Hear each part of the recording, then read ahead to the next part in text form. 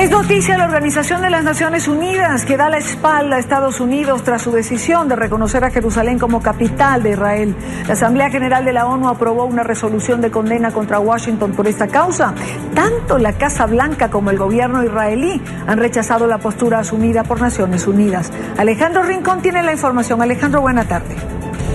Hola, feliz tarde para todos. Las amenazas de los Estados Unidos en contra de los países que no les respaldaran en esta causa no fueron suficientes para frenar la intención y la voluntad de la Asamblea General de la ONU, que este jueves ha promovido y votado a favor de una resolución de condena contra Washington por su decisión de reconocer a Jerusalén como capital de Israel y plantear para futuro la movilización de su embajada en esta nación de Oriente Medio. 128 naciones se pusieron del lado del pueblo palestino y también del bloque de naciones árabes que reclamaba la Asamblea General pues que sometiera a consideración esta moción de condena en contra de Washington. Al término de la votación hubo algunas declaraciones del observador permanente de Palestina en Naciones Unidas y también de Turquía, que fue uno de los países que redactó la moción de condena en contra de los Estados Unidos, donde se declara como vacío y nulo esta determinación de la administración Trump. La Asamblea General mostró su solidaridad con el pueblo palestino y también mostró su respeto por el estatus histórico de Jerusalén. Por eso estamos muy contentos de que esta resolución fue adoptada el día de hoy. Tiene que quedar muy claro, ellos tienen que corregir la declaración que hicieron con respecto a reconocer a Jerusalén como la capital del Estado de Israel. Si hubiesen dicho que el oeste de Jerusalén es la capital de Israel y el este de Jerusalén, como fue ocupado en 1967, es la capital del Estado palestino, esa es una historia diferente.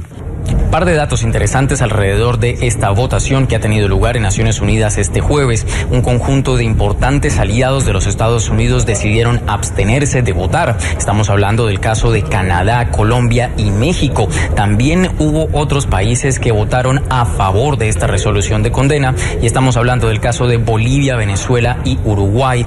Justamente tenemos para ustedes la reacción del embajador uruguayo ante Naciones Unidas, quien en los siguientes términos explicó el porqué del Uruguay respaldó esta moción de condena contra Estados Unidos.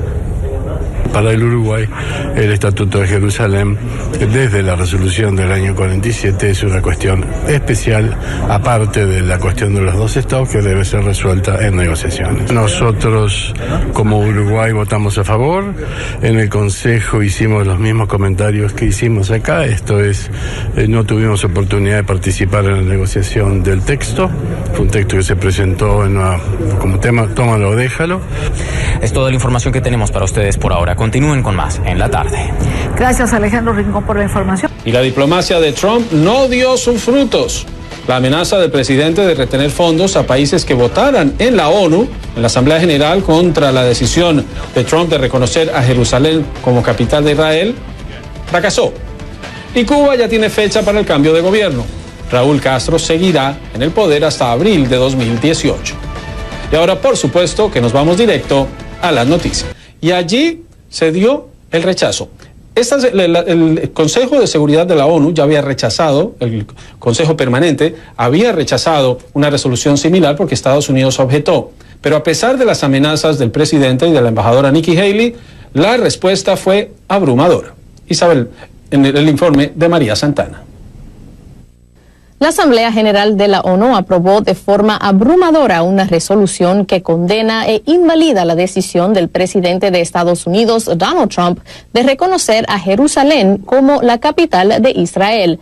La declaración causó polémica en todo el mundo e inestabilidad en el Medio Oriente. 128 naciones votaron a favor de la resolución, 9 en contra y 35 decidieron abstenerse. El voto es mayormente simbólico debido a que la resolución no es vinculante, pero sí representa una fuerte llamada de atención al gobierno de Trump y muestra lo aislado que quedó Estados Unidos tras su decisión. La votación y la aprobación de la resolución desató la ira de Trump, quien amenazó con cortar la ayuda a los países que apoyaron la medida. Un mensaje que fue reiterado por la embajadora estadounidense en la ONU, Nikki Haley. Estados Unidos recordará este día en el que el país fue señalado y atacado en la Asamblea General por el propio acto de ejercer nuestro derecho como nación soberana. Lo recordaremos cuando se nos solicite una vez más que hagamos la mayor contribución del mundo a las Naciones Unidas. Y lo recordaremos cuando tantos países nos llamen, como suelen hacerlo a menudo, para pagar aún más y usar nuestra influencia para su beneficio. Varios países, entre ellos algunos de los aliados más cercanos de Estados Unidos, como Francia y el Reino Unido, expresaron su oposición a la decisión de Trump sobre Jerusalén, como también lo hicieron países latinoamericanos. Esto dijo el nuevo embajador de Venezuela, Samuel Moncada, ante la Asamblea.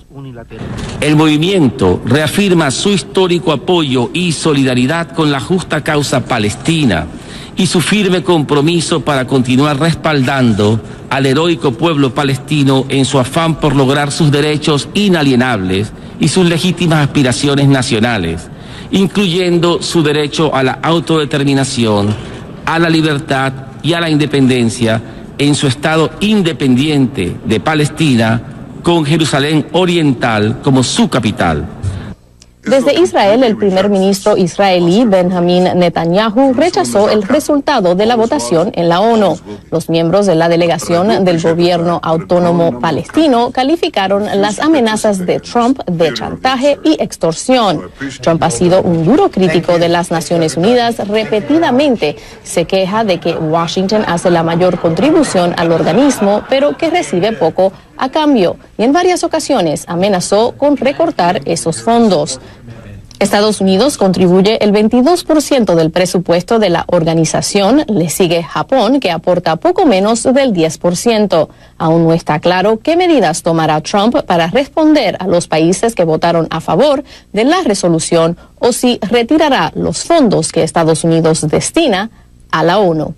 María Santana, CNN, Nueva York.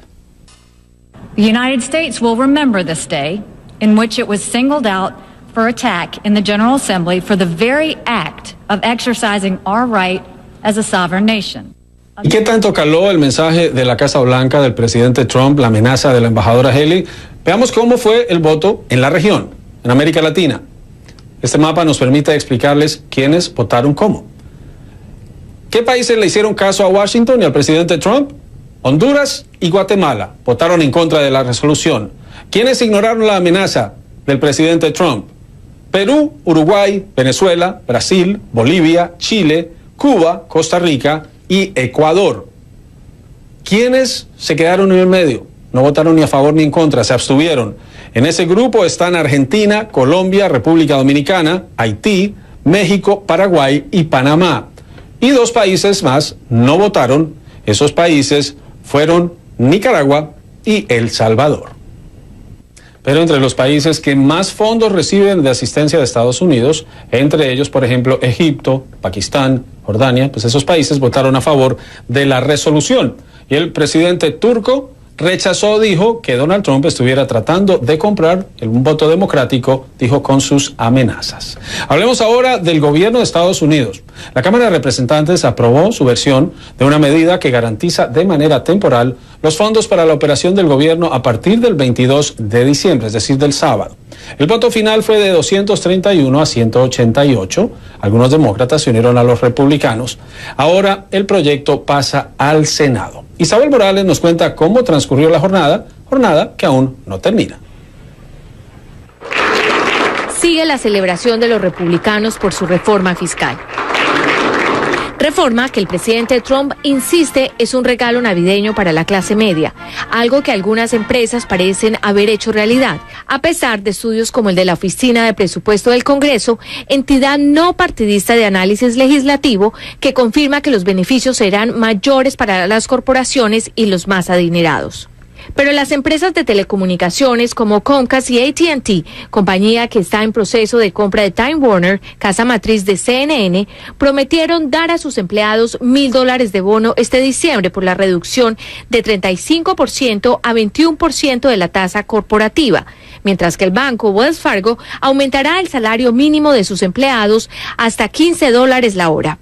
Sin embargo, empresas como la farmacéutica Pfizer y la Coca-Cola confirmaron la preocupación de los demócratas, quienes sostienen que la reforma no tendrá un impacto directo para los trabajadores. El mes pasado, las dos firmas dijeron que de ser aprobado el proyecto destinarían los fondos adicionales que recibieran por esa reforma a dividendos para sus accionistas. ¿Es eso lo que pretendían? ¿Darle más dinero para que compren más acciones, aumentando la riqueza de los presidentes corporativos? Pero en medio de su celebración, los republicanos saben que les queda poco tiempo para evitar el cierre adicional del gobierno federal. El Congreso tiene que aprobar un proyecto de presupuesto antes de la medianoche del viernes. Y a diferencia de la reforma fiscal, los republicanos tendrán que convencer a algunos demócratas para hacerlo. Para el presidente Trump, los demócratas solo quieren dañarle la fiesta a los republicanos. En Twitter, el mandatario dijo: los legisladores demócratas quieren el cierre del gobierno en las fiestas para distraer la atención de la muy popular reducción de impuestos recién aprobada. Legisladores republicanos no lo permitan, aprueben hoy el proyecto de gastos y mantengan nuestro gobierno abierto. Prioridades como la financiación del programa de salud para los niños, CHIP, que cubre a 9 millones de menores y cuyos fondos no han sido garantizados, así como parte del presupuesto de defensa, los fondos para la atención de desastres y el futuro de los llamados soñadores, una de las exigencias de los demócratas para votar a favor de un nuevo presupuesto temporal. Son los temas de debate. Lo más probable es que aprueben una medida que les dé fondos hasta el 19 de enero para luego resolver todos esos temas con más tiempo y así poder irse lo antes posible a sus distritos y celebrar las fiestas de fin de año con la reforma fiscal bajo el brazo. Isabel Morales, CNN, Washington. Y en medio de la advertencia emitida por el senador demócrata por Virginia, Mark Warner, quien es el demócrata de mayor rango en la Comisión de Inteligencia del Senado, en esta declaración ante el Pleno, en donde dijo que la eventual y posible destitución de Robert Mueller como fiscal investigador, y Mueller está al frente del proceso para determinar la injerencia rusa y una posible colaboración de la campaña con el presidente Trump en ese proceso. El presidente lo ha negado, dijo el senador Warner, generaría una grave crisis constitucional. Pues hoy CNN presenta el resultado de una encuesta exclusiva adelantada por SSRS entre el 14 y 17 de diciembre. El 47% de los consultados aprueba la gestión del fiscal investigador Mueller, el 34% la desaprueba y el 19% está indeciso, y ven con un margen de error de más o menos 3,6%. Ahora, la pregunta sobre cómo lo hace el presidente Trump en este tema, la investigación de Rusia, que él dice es una estafa, que los demócratas no aceptan la derrota, pues ahí el 56% desaprueba el desempeño del presidente en lo relacionado con la investigación de Rusia y el 32% lo aprueba, y eso con el mismo margen de error en este sondeo de CNN. Y una victoria para el presidente Trump en los estrados. Un juez federal desestimó una demanda presentada por un grupo que defiende la ética en el gobierno y que aseguraba que los negocios del presidente Trump creaban conflictos de interés y que por eso estaba violando una cláusula de la Constitución, la cláusula de los emolumentos, que le prohíben al presidente de los Estados Unidos obtener ganancias o recibir regalos de gobiernos extranjeros. El juez desestimó la demanda y por eso es una menos de los procesos judiciales en contra del presidente, que no renunció a sus empresas, se distanció de ellas, pero según expertos no de manera apropiada.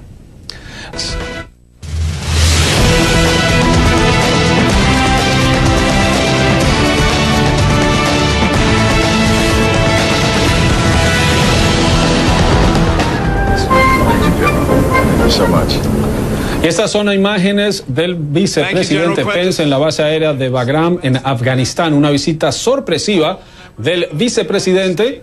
Según la Casa Blanca, es para alentar a los soldados en estas fiestas navideñas. El viaje organizado en secreto por razones de seguridad. Pence llegó a la zona en una visita oficial antes de que lo haga el presidente Trump. El mandatario no ha ido aún a Irak ni a Afganistán.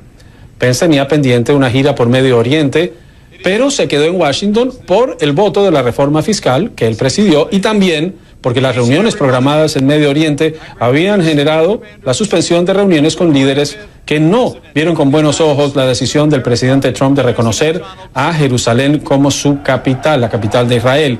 Por eso hoy se dio el voto en el Consejo de Seguridad.